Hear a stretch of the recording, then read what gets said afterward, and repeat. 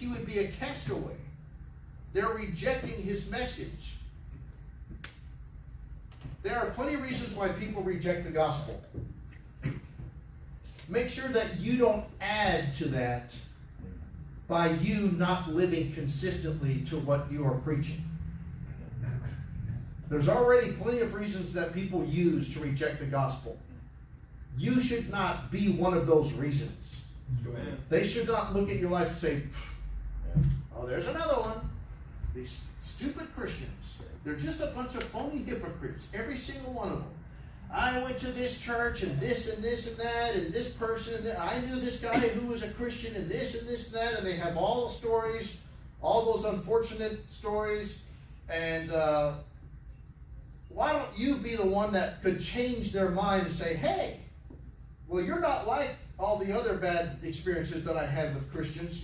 You seem like the real deal. I may not believe exactly what you say and all of that, but at least, you're walking the walk and not just talking the talk. That includes, or that requires, discipline. Jesus said, if any man will come after me, let him deny himself and take up his cross daily and follow me. In the Bible, Paul said the Christian life is similar to running a race.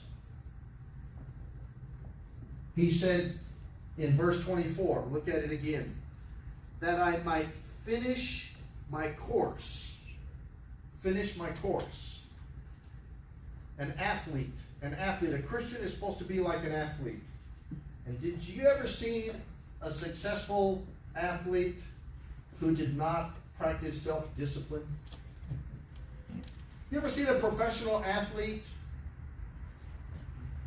before the event, before the Olympics, or before a fight, or whatever type of sporting event that they're engaged in and compete, run a marathon, something like that?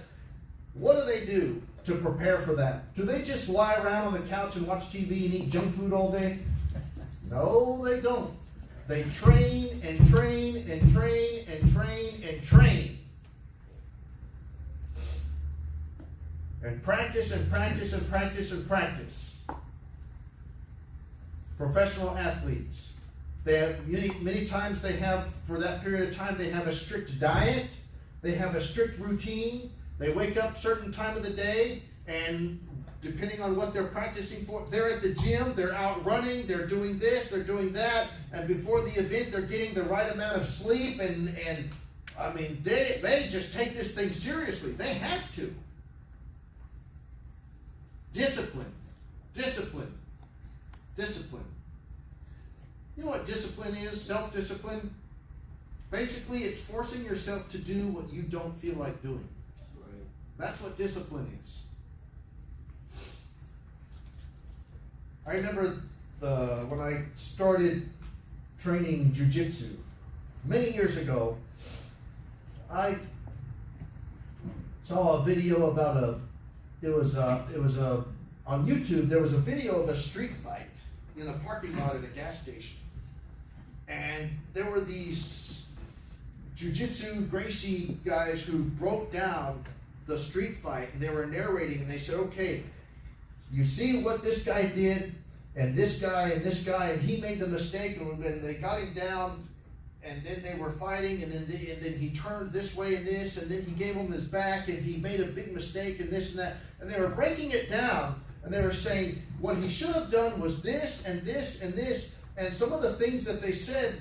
And then they, after the video, and then they showed these different techniques about how to defend yourself. And I thought, wow, that is so intriguing. And the things that they were mentioning, they did not take a lot of athletic ability to accomplish. And I thought, man, I never would have thought about that. Because most people have no professional training in martial arts or fighting or anything. Everybody thinks, oh yeah, I can fight, yeah. Oh, I'd knock you out. I would do this. And they have, most people who have no training, they really overconfident. And but the way that these guys, the techniques and things that they were showing, I thought, wow, that's good to know. That's really, and it's just simple things where it doesn't require a lot of strength. It's just knowing what to do in certain positions. I thought, I think I'd be interested in maybe going to a gym and signing up and learning more about this. I mean, it's simple self-defense and good exercise and all of that stuff, just good stuff to know. And it looks like fun. If you could really learn this stuff, it's something that really piqued my interest. And I had a coworker, a friend at work, who was already going to the gym and learning this stuff. And when he mentioned it, I thought, I saw this video and I thought, that's really interesting stuff. I think I might want to try it. And he said, yeah, come. We're at this gym. We meet this time and I'll be there. Yeah, you should try it. Just try it out. I said, all right, yeah, I'll go and I'll try it out. So when I went, we were doing these exercises and these drills, which I didn't really understand exactly why we were doing it. And a lot of it was kind of like, remember on The Karate Kid? When Mr. Miyagi was telling Daniel-san, okay, so he's going to teach him how to defend himself, right? Because he was being bullied by these kids at school and whatnot. And he says, okay, here's what you need to do. You start washing the car. You start painting the fence. And the kid's like, what? How is this going to help me defend myself? What does this have to do with fighting? He goes, Daniel-san, wax on, wax off. It's like, okay, I'm washing the car, I'm watching your car. What? You're just taking advantage of me. You're just, here I am, you're supposed to be this master kung fu guy and help me fight and defend myself, and now I'm washing your car and painting your fence. I'm being taken advantage of. You conned me. He goes, Daniel-san, wax on, wax off. He says, no, this is how you paint with a paintbrush. You go like this, and these special techniques. And so he didn't understand at the time. But later on, when he really started the formal training of martial arts, then all of these things, this muscle memory and these movements helped him with his karate and his martial arts. And then he understood, oh yeah, now I understand why you were telling me to do all that. And I had no idea at the time. And I kind of felt like that when my first jiu-jitsu class. Because the coach didn't explain, this is why we're doing this, because if you're in this scenario, then you're going to do this, and it's going to lead to this, and it's going to help you in the long run. So and you're wearing this thick gi, sweating, and man, I thought that I was in shape. I thought, I surf all the time, skateboard, all of this, I've been active my whole life, and I thought I was in shape. And that first class was so taxing that I felt like I was going to throw up at one point. Because I was so exhausted, and the exertion that it took, that it required. And I told the coach, I said, man, I can't do this. I got to take a break. I feel like I'm going to faint. I feel like I'm going to throw up. I feel like I'm going to faint. I'm serious. I can't. I gotta take a break. And he said, okay, go outside and sit down outside on the porch and get some fresh air. So I sat out there, and I was thinking, man, I thought I was in shape. But when you do certain things, activities that you're not accustomed to doing, and using certain muscles and things that you're not accustomed to, you find out that you're in that area, you're not in shape like you thought. And I told myself, I said, if I can endure this, if I can keep coming without having to take all these breaks and feel like I'm going to throw up, if I can just endure this, I will keep coming. Even if I don't understand exactly why I'm doing these certain exercises, I will keep coming. And I did it. And so the few days after that, for the next class, I showed up. The class the gym was behind the post office in Haleiwa. And I remember I was parked there and I was walking, and the coach was walking toward me. He was going into the post office. I said, hey, coach. And he says, Mike, what are you doing? What are you doing here? I said, I'm coming to class. And he goes, oh, okay, good. I'll be there in a few minutes.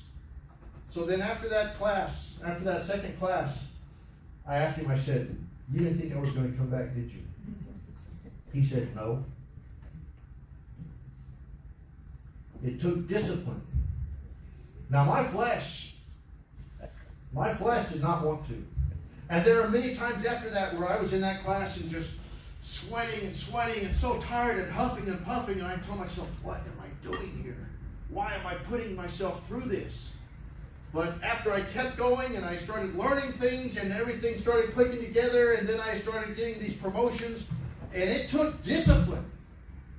Discipline. I had to fight the flesh. There are many times where I'd wake up early in the morning and I thought, I don't want to go over there to that gym and just get tortured, and all the guys, they're so much better than me, and I don't know what I'm doing, and I'm just sweating and huffing and puffing and just suffering over there. Why am I putting myself through this? And then through the years, and I started getting better and better and started getting these promotions, different belt colors and things, and then I can look at that today, and I can look at that belt that I got promoted, and I can say, that represents all the blood, sweat, and tears and discipline that I put myself through, and it was rewarded.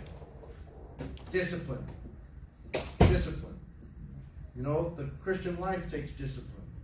The Apostle Paul had self-discipline. Number 4, I want to talk about his desire. His desire. In Romans chapter 10, verse 1, Paul said, brethren, my heart's desire and prayer to God for Israel is that they might be saved. Paul had a desire. He had a burden for Israel to be saved. He wanted to give them the gospel. He had a desire. He said, I want to finish my course with joy. Do you have a desire to serve God? If you have a desire, that's one of the things that you can add to that list where it will contribute to the attitude of none of these things move me. Why? Because I have a desire to serve God. I want to do it. Do you have a desire to see people saved? Some Christians, they couldn't care less. Oh, well, I'm saved. Oh, well, that's the pastor's job. They have no burden for lost souls. Do you have a desire to learn more about the Word of God? Some Christians, they don't care. They're saved. But learning about the Bible, it's, they can take it or leave it. Do you have a desire to grow spiritually? Do you have a desire to get victory over certain sins in your life? You should. If you're spiritual, you should. Paul had a desire. He had a desire to serve God. He had a desire to see people saved. You may not always have the desire to live for God. You might have the desire to live after the flesh. Sometimes people go through that. Christians go through that period. You don't always have the desire. You may not always have the feeling. And when that happens, you know what you have to do? You have to fall back on duty and discipline. Right? You think a soldier always has the desire to report to duty, to endure the boot camp and all of those things, the hardships of a soldier has to, or an athlete when they're training? You think they always have the desire to do those things? Now, it's good if you have the desire. You should have the desire. But there may be times when you don't want to do the things that God wants you to do. And when you can't just go and say, well, I'll do it if I feel like it. I'll do it if I want to do it. Oh, I don't want to do this, so I'm not going to do it. Kids are not that way. I don't want to. You tell them, go do this, go do that. I don't want to. You need to eat this. You need to eat your vegetable. I don't want to. I don't like it. You can't just do whatever you want to do. There are things that you need to do.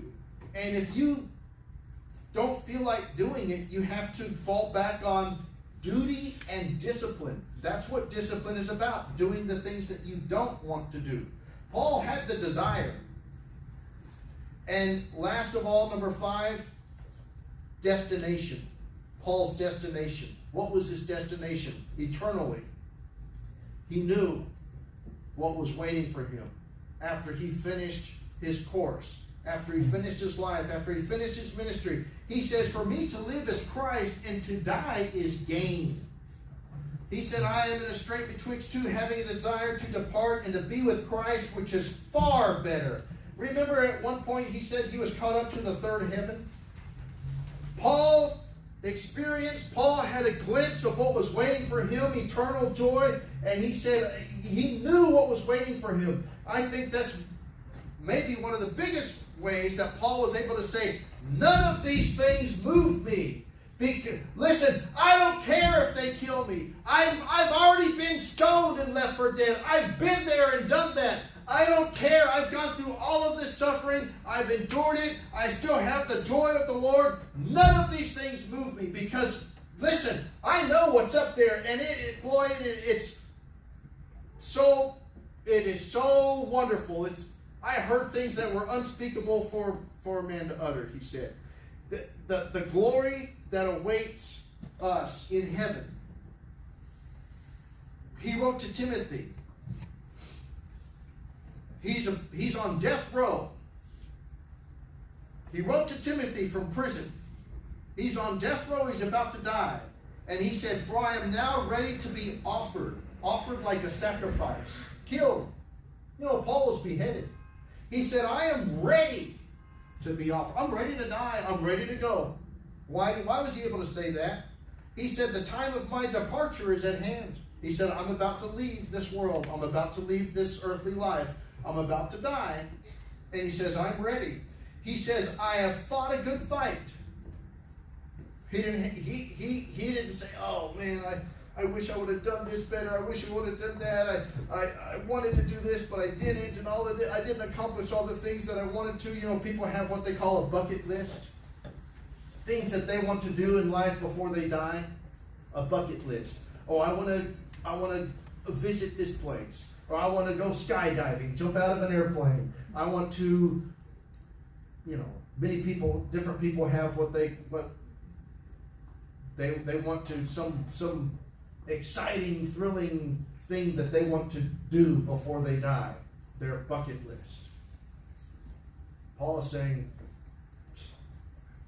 my main purpose was accomplishing the will of God. He said, I have fought a good fight. I have finished my course. I have kept the faith. Henceforth there is laid up for me a crown of righteousness, which the Lord, the righteous judge, shall give me at that day. And not to me only, but unto all them also that love his appearing. What's your destination this morning? What is your eternal destination? If you're saved, your destination is heaven. Your destination is glory. Paul said it's far better. Far better. And so I think that those reasons are some of the reasons why Paul was able to rightly say, no matter what he was about to experience, you could think that the worst case scenario, he was warned, and he said, guess what? None of these things move me. None of these things move me. When he wrote to the Corinthians, he says, talking about the resurrection, the rapture and the resurrection of believers, and he says, therefore, my beloved brethren, be ye steadfast, unmovable, always abounding in the work of the Lord, for as much as you know that your labor in the Lord is not in vain. What would it take to move you this morning? What would it take to move you from serving God? Like I said when I started out, for some Christians, it doesn't take much. It doesn't take much at all. For some Christians, a little trial in their life moves them away.